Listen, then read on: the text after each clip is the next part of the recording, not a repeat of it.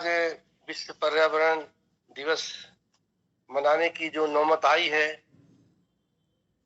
इसके पीछे सिर्फ और सिर्फ एक ही कारण है, मानव का स्वार्थ।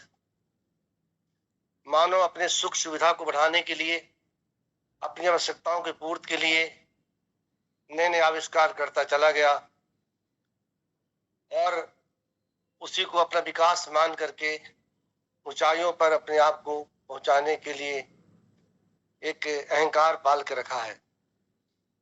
वास्तव में यदि विचार किया जाए कि हमको सुविधा चाहिए कि जीवन चाहिए, तो हर व्यक्ति के मुंह से एक ही आवाज निकलेगी कि जीवन।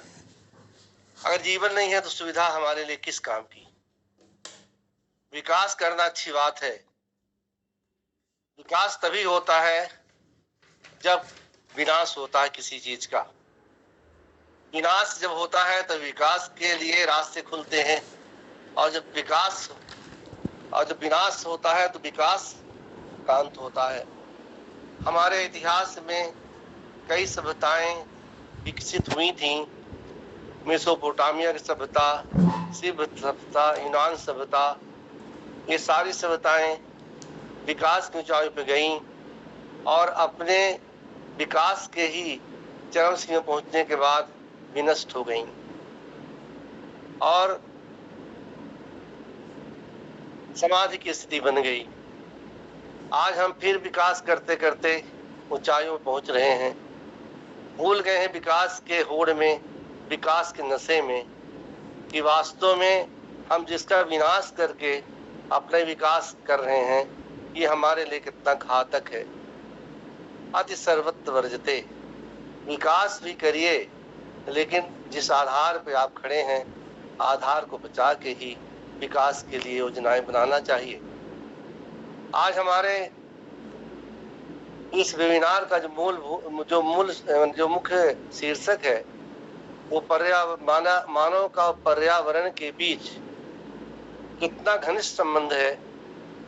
ये ऐसा संबंध है जैसे फूल और फूल की सुगंध है। फूल को और फूल की सुगंध को अलग नहीं किया जा सकता है। इसी प्रकार से मानव भी इस इकोसिस्टम का एक पार्ट है। पूरा इकोसिस्टम में मनुष्य भी है, अन्य जीव जंतु भी हैं, वनस्पतियां भी हैं, सारे संसाधन भी हैं। और उन सारे संसाधनों का मनुष्य ही एक ऐसा प्राणी है जो आवश्यकता से ज्यादा उसका दोहन करता है। अन्य प्राणी हैं, वो अपनी आवश्यकता से ज्यादा नहीं लेते हैं, वो संग्रह ही नहीं करते हैं। मानव ही एक ऐसा प्राणी है जो आवश्यकता से ज्यादा बटोरना चाहता है, लूटना चाहता है, दोहन करना चाहता है, संग्रह करना चाहता है। विचार करिए कि पूरे प्रकृति में देख लीजिए, कहीं भी कोई संग्रह करने की बात कहीं दिखाई नहीं देती। नदियां बहती जाती हैं और संग्रह नहीं करती हैं पानी का। और जहां जिस नदी में कहीं पानी संग्रहित हो भी जाता है तो वहां गंदगी फैल जाती है, काई लग जाती है, पानी जो है तो प्रदूषित हो जाता है। आप अपने, हम सही मनुष्य भी है, कहा गया है कि यथा ब्रह्मांडे तथा पिंडे तथा ब्रह्मांडे, जैसा ब्रह्मांड में है, जिसकी प्रकृति में जो भी है, वो सारा कुछ हमारे इस शरीर में भी है। हम 5 तत्व से बने हैं। ये मनुष्य का जो शरीर है 5 तत्व से बना है, और यही 5 तत्व से पूरी प्रकृति बनी है। कौन कौन से? पृथ्वी, आकाश, जल, अग्नि और वायु। ये 5 तत्वों से ही पूरी सृष्टि की रचना हुई है। पूरे ब्रह्मांड में जो भी चीजें हैं, जो भी वनस्पतियां हैं या जीव जंतु हैं, ये 5 तत्वों से ही निर्मित हैं। और जो जिस तत्व से बना रहता है, उन तत्वों का उससे अंतर संबंध होता ही है, वो अलग नहीं हो सकता है। ये हम सब जानते हैं कि पर्यावरण के बगैर जीवन प्राणियों का असंभव है। ये जानते हुए भी हम अपने पर्यावरण का, अपने आधार का, अपने जीवन के आधार को विनष्ट करते जा रहे हैं। वास्तव में जब ईश्वर ने सृष्टि की रचना किया था, इस ब्रह्मांड की रचना किया था, तो ऐसी स्थिति में इसमें पहले भगवान ने, ईश्वर ने, प्रभु ने इस पर्यावरण को ही बनाया है। पर्यावरण को बनाने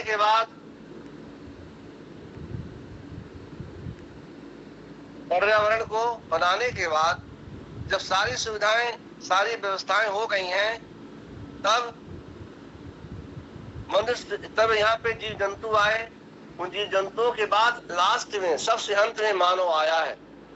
और जब मानव का इस धरती पर पदार्पण हुआ है, तो ऐसी स्थिति में मानव ने धरती पे आते ही उसका दोहन शुरू किया, अपनी आवश्यकताओं की पूर्ति करने का प्रयास किया।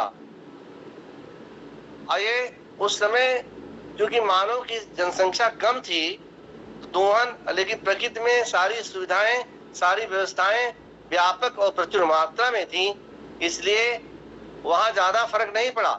लेकिन तब भी हमारे वेदों का अध्ययन अगर आप करें, तो उन वेदों में भी इस बात को उल्लेख है, पुराणों में उल्लेख आया है कि इस सृष्टि